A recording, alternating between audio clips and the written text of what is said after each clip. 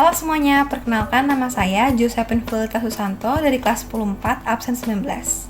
Hari ini saya akan membahas mengenai bioteknologi tempe. Adapun 4 materi yang akan saya bahas. Yang pertama adalah pengenalan mengenai bioteknologi tempe. Yang kedua, kegunaan, keuntungan, dan juga kelebihan dari tempe. Yang ketiga, mikroorganisme yang bekerja. Dan yang terakhir adalah keunggulan dari produk tempe. Sekarang saya akan membahas mengenai pengenalan dari tempe itu sendiri.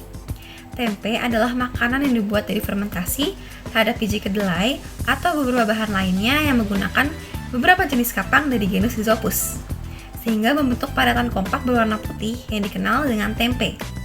Warna putih pada tempe ini disebabkan adanya misalah jamur yang tumbuh pada permukaan biji kedelai.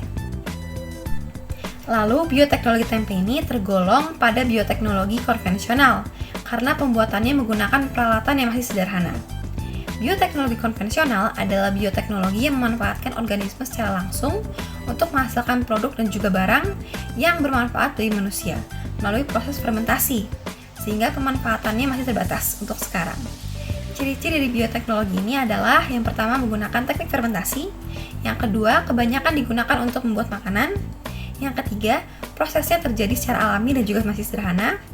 Lalu penggunaannya mikroba secara langsung. Dan terakhir adalah tidak ada modifikasi genetik.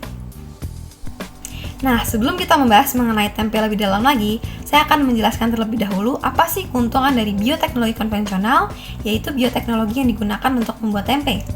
Yang pertama adalah teknologinya yang relatif lebih sederhana. Yang kedua, mudah diproduksi dan juga mudah dilakukan, karena teknologinya yang sederhana tadi. Lalu yang ketiga, harganya relatif murah. Yang keempat, meningkatkan nilai gizi dari produk-produk makanan dan juga minuman.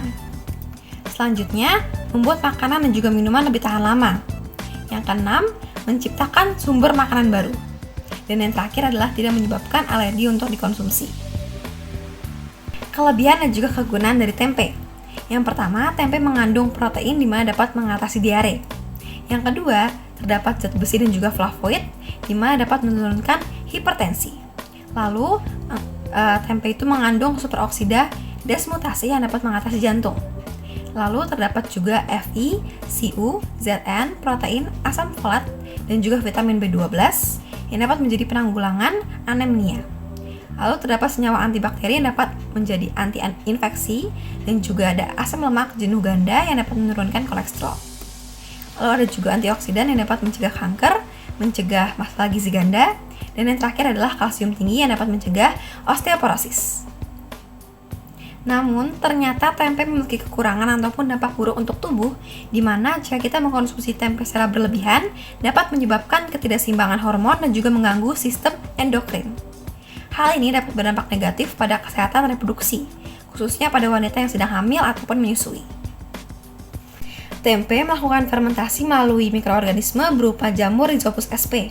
Terbagi menjadi 4, yang pertama adalah Rhizopus oligosporus, yang kedua Rhizopus oryzae, yang ketiga Rhizopus loanifera, yang terakhir adalah Rhizopus aryzus.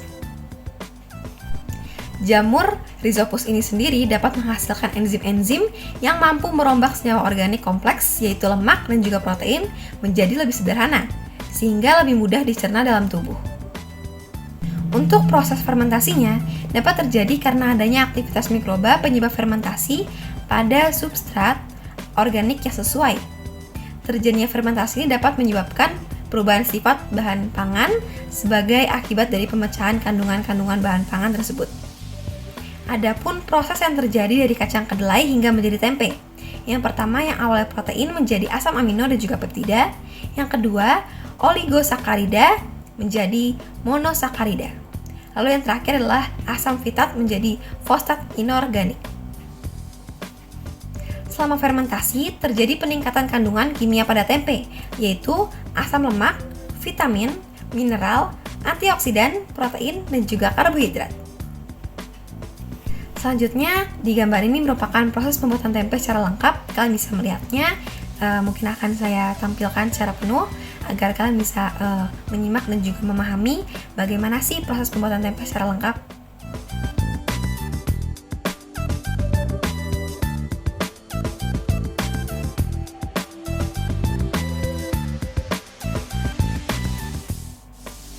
Yang terakhir merupakan keunggulan dari produk tempe itu sendiri.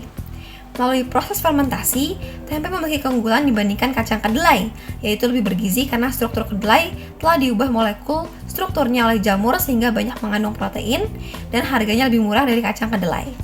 Tempe dapat dijadikan bahan utama dalam olahan makanan, bahkan juga dapat membantu para vegetarian yang tidak memakan daging sehingga menggantikannya dengan tempe. Mungkin sekian penjelasan saya mengenai tempe. Maaf jika ada salah kata. Semoga dapat bermanfaat. Terima kasih.